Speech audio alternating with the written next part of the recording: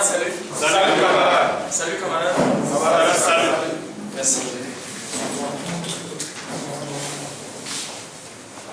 Monsieur le représentant du secrétaire général de la CSTP.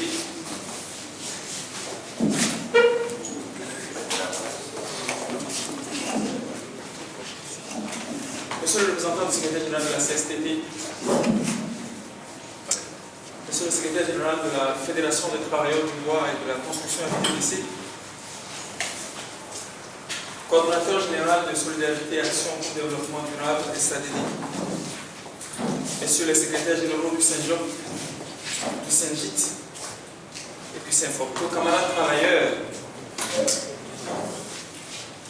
de la santé, représentant nos valeureux camarades à la base dans la préfecture venus de tous les coins du Togo, soyez les bienvenus à cet atelier de réflexion. Nous nous rappelons bien qu'au lendemain de l'adoption de la loi portant statut général de la fonction publique, c'était bien le 20 janvier 2013, une crise sociale s'est emparée du monde du travail dans notre pays, donnant naissance à la synergie des travailleurs du Togo STT, un regroupement de syndicats de base qui a pris le devant des revendications des travailleurs avec une plateforme à laquelle tous, ou j'allais dire presque tous, ont adhéré.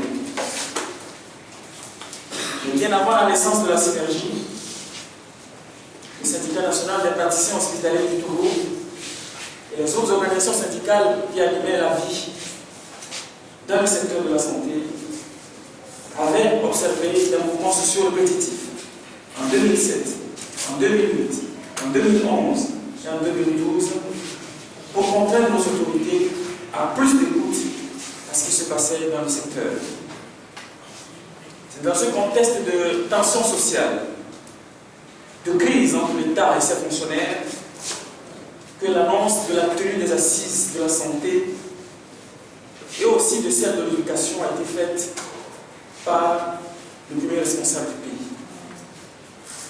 Nous n'avons pas hésité à adhérer à cette initiative, même si tant la population en général que nous-mêmes, agents de santé, avons toutes les raisons d'être pessimistes.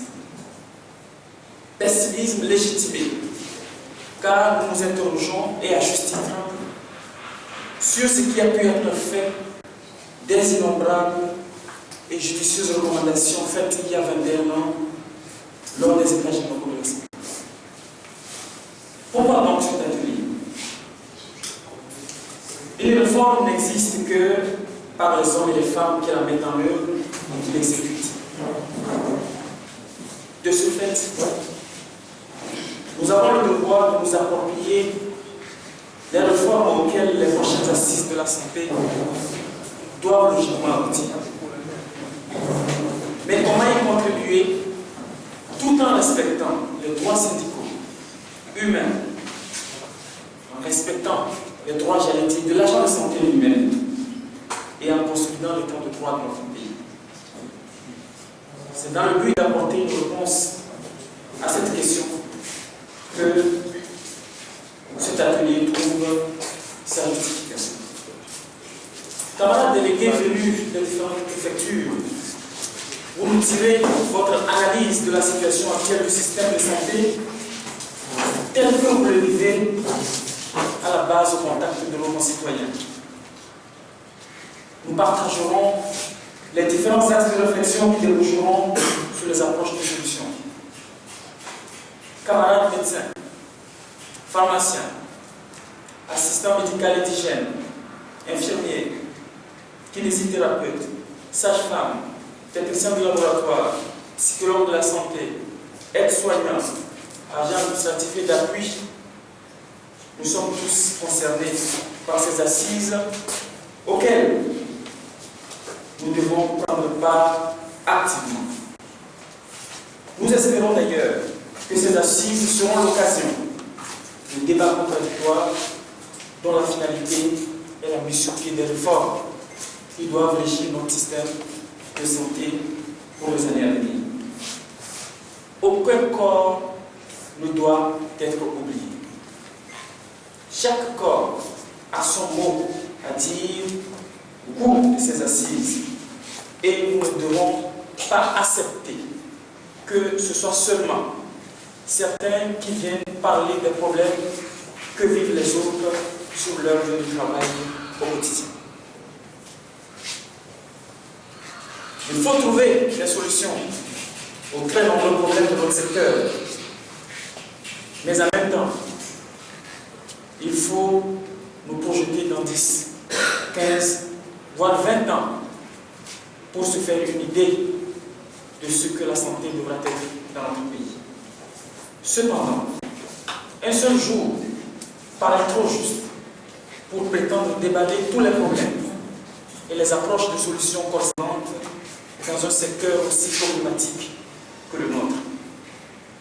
L'insuffisance récurrente des ressources humaines, alors même que les écoles de formation publiques déversent chaque année des diplômés, l'absence du statut particulier du corps de la santé définissant clairement les droits mais aussi les devoirs auxquels sont assujettis les agents de santé dans notre pays, l'organisation même des soins dans les établissements de formation sanitaire publique, la vétusté de la plupart des infrastructures hospitalières et des équipements, la gestion même des formations sanitaires, le financement du secteur de la santé, les médicaments, la recherche en médecine, l'hygiène publique et environnementale, l'absence de partenariat entre le privé et le public sont quelques-uns des problèmes non exhaustifs que connaissent ou que connaît notre secteur.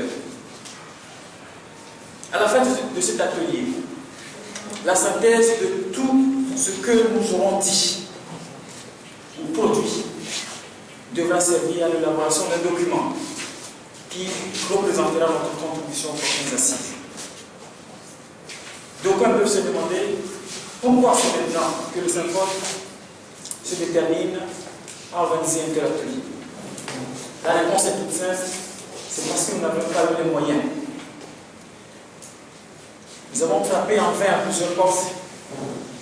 Et ce n'est que récemment, j'allais dire la semaine dernière, que la Fédération des travailleurs du bois et de la construction, une fédération de notre centrale, la CSTT, a bien accepté de nous accompagner dans cette initiative.